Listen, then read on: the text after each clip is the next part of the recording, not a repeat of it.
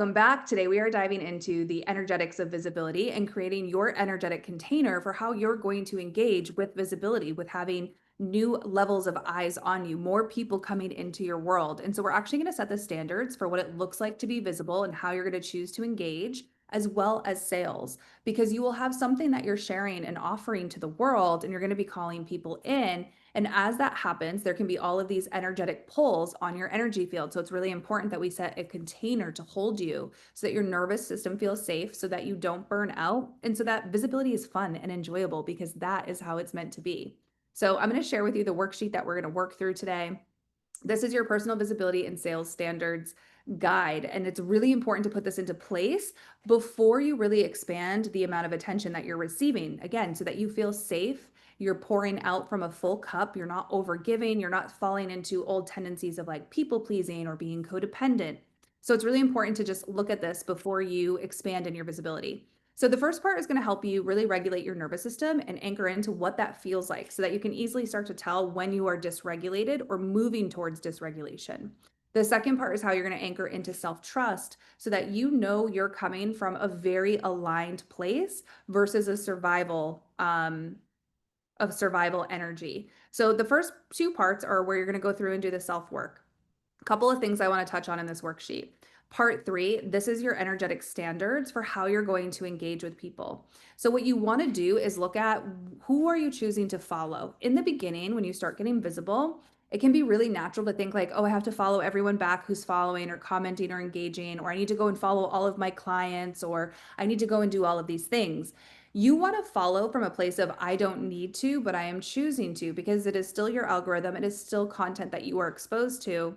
And does it feel good to do that? And then what if you follow some people, but you don't follow all of the people? And then if you're no longer working with that person and you don't want to follow them anymore, like these are things you just want to think about ahead of time so that it removes the decision or the stress later on. Because again, visibility is meant to be a fun experience for you. And these are just little things you can do to like remove any friction points, right? So setting the tone for yourself. And again, I'm giving some ideas here. It's all about what works for you. So think about, do you want to follow people out of obligation because you think you should? Do you want to follow people because they're following you? Or do you want to just naturally discover and follow people that you are aligned to with content that you want to engage with?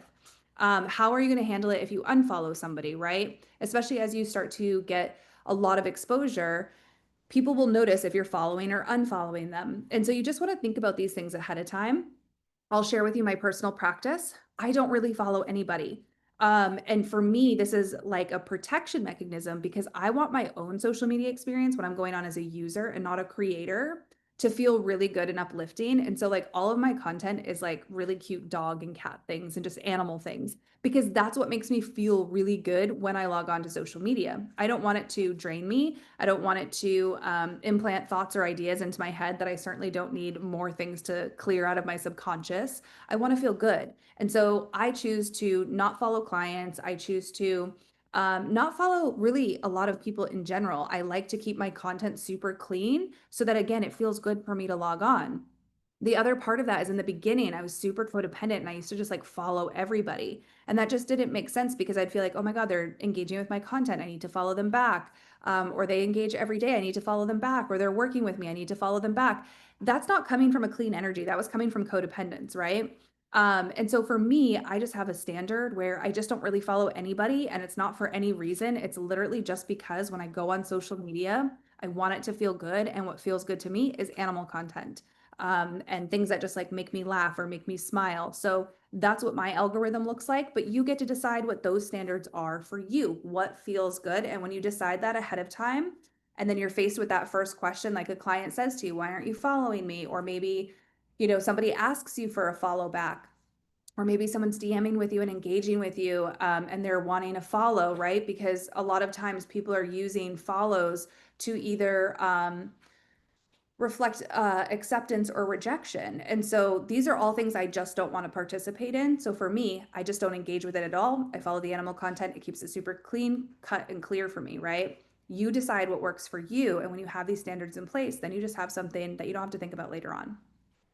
You want to think about how you're going to engage with comments, right? So as you get more comments and more eyes on you, it's beautiful and it's incredible. And engaging with people is like an amazing thing to do. However, it can also cause burnout if you feel like you have to get back to people all the time. You got to respond to every single person, right? For me, I engage from a full cup. So that can mean that times I don't engage at all. That can mean at times I engage with a few comments and then I check out for the day, right? Because I have to have a healthy relationship with social media in order to keep showing up as the content creator that I want to be, as somebody with a message to share. That could look different for you. You might want to engage with everybody if it fills your cup, right? If you're doing it from the right energy, right vibration. So you really want to look at like, am I going to set a certain amount of time every day to comment so that I don't all of a sudden find myself on my phone for hours just engaging and commenting and doing all of the things, right? You want to think about, do you want to put a strategy in place for a certain time of day? Do you want to put a strategy in place where you engage, a certain amount of times a week? Do you want to just judge it on how your energy feels every day? And do you have the ability and the capacity to know when you're responding from a full cup or when codependence, people pleasing, scarcity is seeking in? Like, if I don't engage, they're going to unfollow, or if I don't do this, like, you just want to pay attention to what the thought patterns are behind that. And then same thing with your DMs and having that energetic discernment, right? DMs are not an open energetic field, but they can become that and have all of these like attachments to you and just these drains because people will naturally want to reach out to you. And again, that is beautiful when you're doing it from a full cup. And so you want to just kind of establish like, when am I going to engage in DMs and when am I not going to? Am I going to allow myself to take time before responding? Am I feeling like I need to respond in that moment? You just want to think about these things. So for me, I don't owe anyone immediate access, right? So when again I have a full cup, I will go into my DMs and I will reply when it feels good to reply. And when it doesn't, I won't, because you're also not doing anyone a service if you're replying from an empty energy. So you really want to look at that, right? Um, you want to have an understanding of how much you're going to engage with the DMs. You'll get a lot of people who reach out who want help, right? And that can be really hard, especially if you are someone like me who has struggled with codependence and people pleasing in the past. It is really hard to say to someone like, hey, I can't help you for free. I have all of this free content that I'm putting out there that can like really walk you through the steps. But if you want one-to-one assistance, you need to book a personal session with me or you need to engage in one of my containers. That can feel really uncomfortable. So you want to decide how you're going to handle that in the beginning. There are times where I will help someone out because I have that full cup, right? There are times when I don't. I also realized early on in the beginning when I gave things away for free, I gave so much away for free in the beginning. Um, I was super codependent and very much of my people pleasing. And so social media can become a drain very quickly when you have that in your energy field. But I gave things away for free a lot. And there were very few people it actually helped because when they're not investing in it, they actually don't show up to it the same. So you can give them advice, they hear it, and it's like in one ear, out the other. Even if they sound super grateful, they don't really do anything with it. We know when there's an energetic exchange, there is a change that is created for both people like immediately. So just think about that. And I'm not saying you have to do it my way or any way. You can decide how that is. But when you have these things in place, you have these standards so that when these things like people pleasing or codependence or this need to like help people or save people or this like feeling where you feel guilty, like, oh, this person really needs help and they don't have the money. I should really do this or do that. You just want to think about these things ahead of time. You don't want to be making those decisions in the moment. So again, decide how you're going to engage there. You want to think about your receiving capacity. So, how do you feel when you receive attention? Because I can tell you a lot of times what I see happen is that people really want their videos to perform. They want all the views and the likes and the engagements and the follows, but they also have a very panicked reaction when they get that. So, you want to look at your capacity to receive attention. What does that feel like? Where does it feel in the body? Does it feel good? What does it feel like to be seen and to feel chosen? And can you feel those things without needing it to be reflected to you on social media, right? So these are just some of the things that we want to look at. And then you want to look at the energy leak and the detachment when you actually post. So sometimes you can post content and then you're logging back in constantly, trying to like figure out, did it perform? Is it getting views? Are people commenting? You're rechecking the metrics, you're rewatching your videos, you're like in a cycle. So you want to create a post posting ritual where you detach and you let the content do what the content does. Okay. It's not going back in and constantly checking. So you might post a piece of content and say, I'm not going to look for 3 hours or 6 hours or whatever you decide is right for you, but allowing it to happen. Because when you stay in that energetic loop with the content and you're in that constant cycle of checking, your nervous system is so dysregulated. No experience that you have is actually going to feel good. And then also you've got this energy in the field that is a little bit desperate, and that actually repels people from your content altogether, because again, we know everything is energy. So it's not just about putting out the content, it's about the energy behind it, right? So you want to just create a post ritual thing that you do where you post the content and you can detach from a period of time. And then that way, when you go back and you look, you can also do it from a place where you are regulated. So if you don't have the outcome that you were wanting, which again, if you learn in all of this to detach from the outcome and know that your content is doing what it is meant to do, and the moment it is meant to do it, it's reaching the right people. And when you clear the energy field, you will reach all of the people you are here to help when you clear out the visibility blocks, right? But when you go back in, if it's not the outcome you want, you have to have something that doesn't put you into a spiral of nobody wants to hear me, nobody wants to see me, like these types of things. So that's why you want to really work on a process after you post and how you come back to it, because all of this is in your energy field. And if you don't have control over it, it can really kind of take over. And then you want to look at just discernment in general. When you are posting on social media, it creates like this open feedback loop. Not all feedback is valuable. Not all feedback is real. There's a lot of bots out there. There are people who just like to go and comment for the sake of commenting. So you want to kind of have this discernment of when feedback is actually helpful and when it's not. For me, I'll give an example. I will look at feedback because I appreciate feedback, right? And I appreciate engaging when it's coming from a full cup on my end. But when I look at feedback, I look at this in a couple of different ways. Is it something that I actually need to address? Like maybe my video wasn't clear. Maybe I skimmed over something because I'm assuming that people have awareness of this thing, and then I'm seeing in the comments that they actually don't, right? That's definitely happened. Then there's other times where the feedback isn't super helpful, and they're, taking it in a different direction.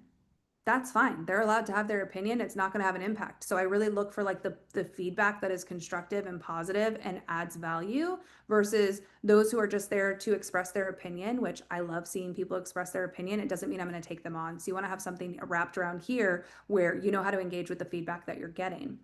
It can also be really helpful to get feedback, because you might look at something and be like, wow, if all these people are kind of having the same comment or the same question, that's a good indicator that I either need to make more content around that. Maybe I need to even change my sales pages to like include more messaging around that so it's more clear. If I'm getting a lot of questions in my DMs about my offer, I'll look at that and say like, okay, this is a lot of questions coming in on this one topic. How can I make this more clear to people? So again, it's very positive, but you have to have the discernment and the detachment from it.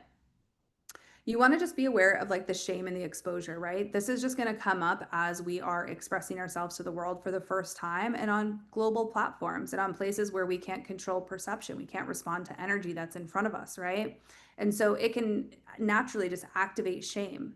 It can naturally just activate this feeling of like vulnerability hangover, I think is like what people say to describe this, of like you say something and you're like, oh my God, why did I say that? Why did I share that? I shouldn't have said. You start to spiral. So you need to have some type of practice in place. For me, it's nervous system regulation. So I will go and do somatic practices. I will do some yin yoga. I will go for a walk. Something when I feel exposed, I know I'm going to have the urge to self-soothe or cope in some way, which is sometimes just the shame spiral. Sometimes people reach for things like food or just numbing out on social media or looking for something to numb yourself. How can you bring yourself back into regulation? Regulation is so key so that you build a capacity that says visibility is safe. And then I'm just going to briefly talk about sales here, because you're going to be selling on social media and selling in your DMs, and people are going to be interacting with you in that way. And so you want to be selling from a place where it feels good. But again, you have energetic standards around this, because again, it can become a drain.